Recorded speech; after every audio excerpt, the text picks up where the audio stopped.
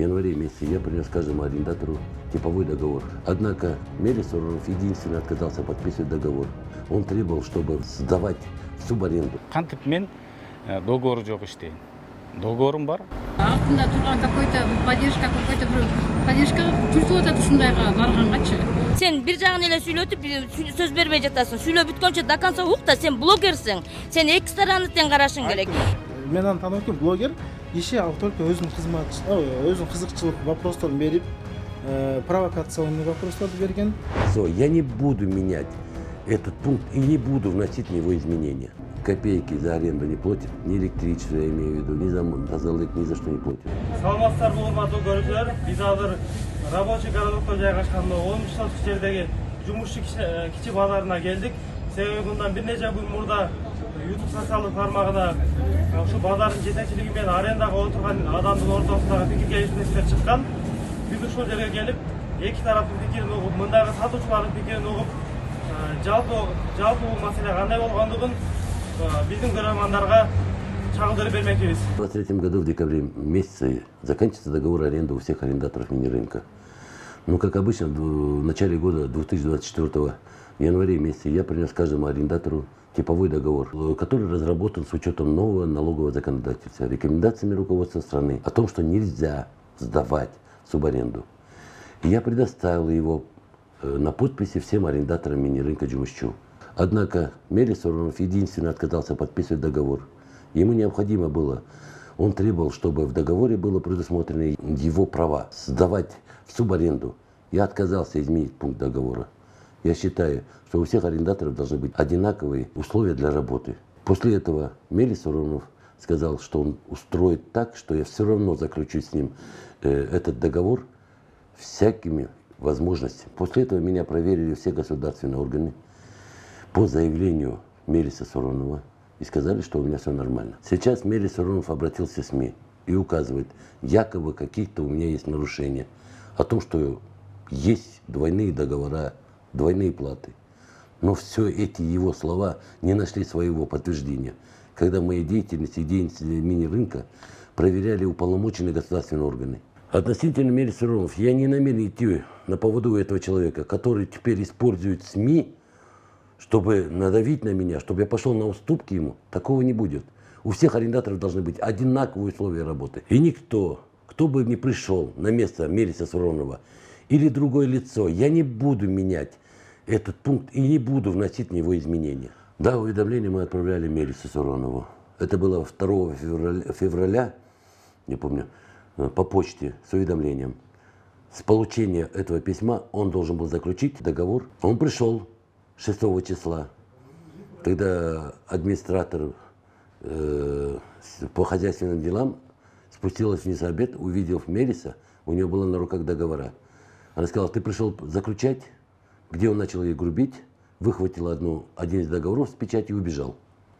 С того момента он занимает мое помещение, с января месяца, начала года, ни копейки за аренду не платит, а также ни коммунальные услуги, ни электричество, я имею в виду, ни за тазалык, ни за что не платит. Недавно один блогер, как-то его звали, Талай, он мне задал вопрос, что у меня нету договоров. Я ему сказал, пойдемте, я вам покажу договора домой. Сколько хотите, я в любой момент я могу вам показать. И я не могу понять, как можно такие вопросы глупые задавать. Люди как работают без договоров? Договор должен для того быть, чтобы получить патент, чтобы получить ККМ. Без этого не смогут предприниматели, арендаторы работать. Поэтому перед тем, как интересно, люди есть вот такие, как задавать такой вопрос, вначале подумать. Бизде айтып атат 2024 жылдын январынан бери договор жок, иштеп атат, незаконный дейт. Буга эмне дейсиз? Саламатсыздарбы? Биринчиден, урматтуу көрөрмандар, урматтуу кыргыз элим. Договору жок иштеп атат деген бул туура эмес. Бул киши менде договор барбы, жокпу өзү деле билбейт да. Эмне үчүн дегенде ушул этапка чейин бул башаламан жумуш алып келген. Мыйзамдарды одону бузуп келген. Кантип мен договору жок иштейм. Договорум бар. Эки урушуп жерине бизде жазатып атат дейт. Бул туура эмес да. Азыр ушу комментарийде айтып аткандар ушу базаркомдун эле кишилери да. Булардын кызыкчылыктары бар. каким способом не было, булар базарды алып калыш керек дагы. И дальше мурда кандай мыйзамды одоно бузуп келсе, канча акча алып келсе, ошол эле тартипте кете бериш керек да булардычы, элди эзипчи. Дальше биз эми азыр ошо урматтуу Айбек мырзага барайлы деп атабыз. Барып, ушул убакытка чейин кандай жагдай болгон, жолугушканда Айбек мырза эмне деп бизге сөз берди эле, думи болсо өзү эле кандай чечим чыгарып койду, элди ойлобой эле. İşte bu жерде 20 жылдар өтүп калды. 20 жылдан бери иштеп келатабыз. Базаркалыбыз аябай жакшы. Кээде ооруп чыкпай калабыз.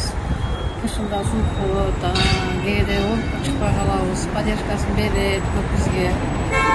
Эч кандай претензиям жок.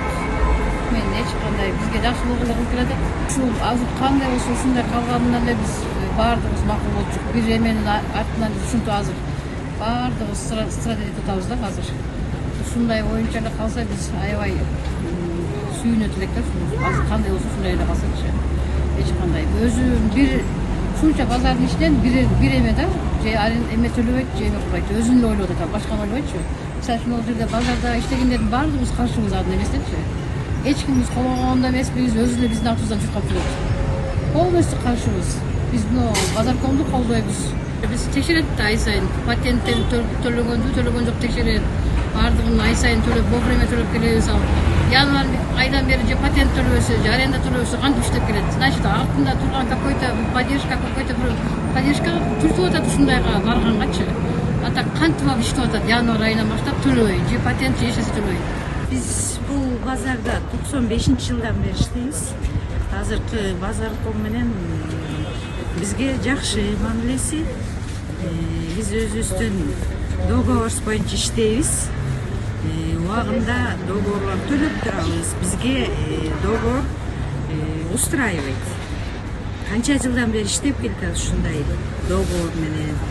Анан эмне үчүн ортодо ушунча киши эмгек кылса, анан бир какой-то бир эле кишинин кызыкчылыгы үчүн базарды жаап салууга мүмкүн.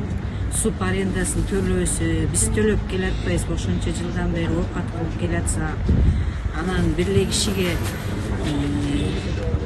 уруксат берип калган кишилер эмне үчүн биз канча жылдан бери иштейбиз? 95-жылдан бери иштеп, оокат кылып, намысты таап келатабыз.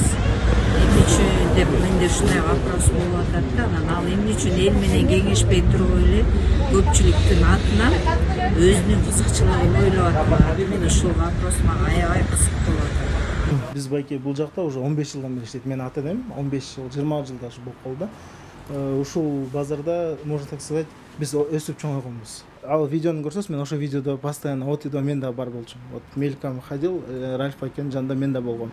Если ошончолук корксок, биз эмне үчүн жанында жүрөбүз? Вот суроо да.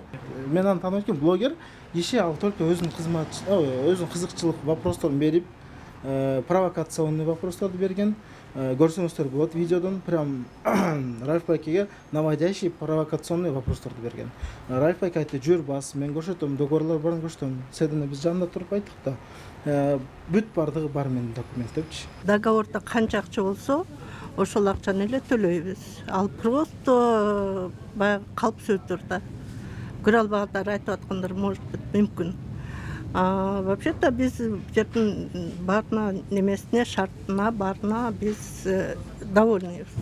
Да нет, каждый год обновляется договор в 2 экземплярах и относится туда, и нам дает. Что это за ерунда? Нету. А кто ж будет платить за нас, охранять? Тут все нормально, с уважением и с вниманием, и с почетом. Даже поздравляют день этих самых, пенсионеров. Поздравляют каждый год.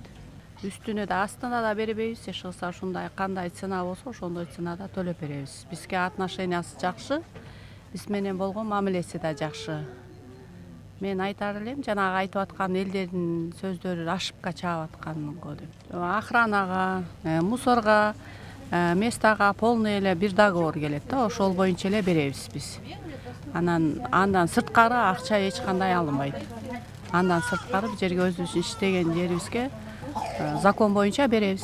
Кээ бири ушу арасында көрө албагандар жасап атса керек да, жаманатты кылып жанагындай налоговыйдан алып келип, тияктан бияктан текшерип келип, кайра телевиденияга келип ушинтип атат, анан эми билбейм, бизге болгон отношениясы жакшы эле. Неправда. Мы дружно работаем. Все нормально, когда шутим. 2-3 адамдын өз ара урушуп атканы үчүн бизге просто влиять этип атат да. Эптеп капталынан чыгыш керек болуп атат, ошол. Мисалы үчүн мага керектүү нерсе болгондо, бирдеме керек болгондо мен Рауф байкеге айтам. Рауф байке мондай болуп атат, жардам бериңиз, либо мондай кылайын деп атам, разрешение бериңиз десе, допустим, без проблем чечип берет любой нерсени. Мен кече тоже видеону көрдүм. Это не до конца видео тартылган, видео до концасын киргизбептир. Бир эле өзүндөй принципиальный өзүнүн келген суроосу менен эле келип добивать этишип эле кетти. Но это неправильно и некрасиво, тем более блогер байки болгондон кийин. Ну это вообще бред, уже придумали, наверное, истории какие-то про него, байки. Нет, нормально, вполне адекватно все. С какими-нибудь вопросами к нему подходишь, он, все отвечает и помогает, допустим. Не знаю, все нормально. Претензии имеете руководство? Нет, конечно, он у нас хороший мужчина. Что пожалуемся, все исполняет, все делает. Так что мы довольны им. По факту биз договорда кандай болуп сүйлөшкөнбүз, ошо бойдон төлөп берем мен. Андан ашык төлөгөн эмесмин. По договору мусор, суу, охрана и вот аренда ошол баары кошулган да. Договорунда ошондой. Вроде наоборот общительный, баарына поддержка берип, кичине мындай кел, эмне болуп атасыңар деп сурап турат. Анчалык неме экенин мен байкаган жокмун. Мен да ошондой да, мисалы бүгүн аренда болсо, эртең бүгүн келип айтып коет, эртең сеники аренда даярдайсың деп. Мен жок, мен монча үчүнү берейин, хорошо дейт, болду. Кыйнамай деген жок. Мен иштегениме 10-12 жылдай болуп калды. Аренда договордогу акчаны төлөйм да. Базардын жетекчиси базарга чыкканда сатуучулар качып кетишет. Койчу. Сатуу директорго айтканда качып кетип, биз эмне коюп элек же неме элек, качып кетет. Туруп жөн иштей берет. Эмне кесе саламдаса саламдашып коебуз. Аны эч ким айтты ошону качып кетет деп. Элдин чет эле жүрөт го, эч ким качпай эле. Базардын жетекчилигине сиздин претензияңыз барбы, жеке өзүңүздүн? Мен эч кандай претензиям жок. Мисалы үчүн мына үстүм жабык. Шамалдан эми сыктан турбайм, шамалда турбайм, жаанда калбаймын. Нормально иштеп атам. Арендамды төлөймүн. Болду. Жакшы эле отношение. Мына ККМ коюп берди, бесплатно. 9000 сомдук ККМди бесплатно коюп берди. Налоговый служба келди. Бир күн кечке отурду биз менен. Ушуну үйрөтүп. Кандай колдонот, эмне колдонот, бүт бар. Эми мисалы үчүн башка базарларды эле көрүп атпайсызбы? Алар болсо айтат, үйрөтпөйт дейт. Үйрөтпөйт, биз кандай кылабыз? Бизде конкретно вот үйрөттү, койдуруп кетти, бесплатно. То есть базаркомго эч кандай вопрос жок бизде. Мелис байке иштетtirбейт бизди. Келип өзүнүн интерестерин эметип, акчасын да төлөбөйт. Жакта уже канча жыл иштеп атабыз. Мен атам 28 жыл иштеген. Андан кийин мен дагы 5 жыл иштедим. Целое поколение, 2 поколения работали. Келип ол иштетtirбейт. Өзү недавно эле келген. Келип иштетtirбейт. Улам арасы ары алдимде чыгырып келип эле жумуш эметtirбейт. Счетчик чыккан боюнча эле төлөйбүз баарын. Бир сом ашыкча албайт. Ошо өзүм ошо интригалар менен уже чарчап кеттибиз. Чарчап кеттик. Башка жактарда деле ушундай эле акча алып, какта жомокту ойлоп таап атат да. Ойлоп таап, бизди да ошого вмешивать этип, биздин артыбыздан сүйлөп, бизди кошуп сүйлөп, как будто биз ошондой айткандай болчу. Башында алдап, бирдемсе жастырып кол койдуруп койгон иши. Андан кийин ошо чарчап кетти уже. 1 жылдан бери баш устап жүдөп кетти уже. Нормально иштей албай койдук. Арым келип эле жалоба алып баштады. Мен бул местода 24 жылдан бери эт сатам. 24 жылдан бери шүгүр жакшы, условиясы бардыгы жакшы. Рауф байке эч претензия койбойт келет. Местага как положено эле квитанция, акчалуу квитанция төлөйбүз. Айына 10.500 алат. Условия жакшы, башка базарлардан караганда более-менее местасы бардыгы жакшы шүгүр. Охрана как положено. Эгер текшерип турат, эгер бирдеме жок болсо кечинде эртеси текшерип, болсо охрана бүт өзү төлөп берет. Менин келгенимде 5-6 жыл, анан келгенде 4-5 жылда болду. Анан биздики, например, вроде бы элде все устраивает. Рауф менен никаких эчтеке жок, мындай эме жок. Арендасы приемлемо, нормальный бар демекчи. Ну, рынок өзү рабочий городок, кичине базарда, если был бы там, бирейден чоң базар, Дордой, бош базар, алам эле болсо да бирден эле. Он закекетет кусок земли, ошону эле эме тууралуу эле что-то он, не знаю, или он товары у него не идет, от этого он может себя он так эмете без понятия, да, короче, ошону эле атап чо. А так мы работали, иштеп жүрөбүз. Никаких этих проблем жок эчкандай.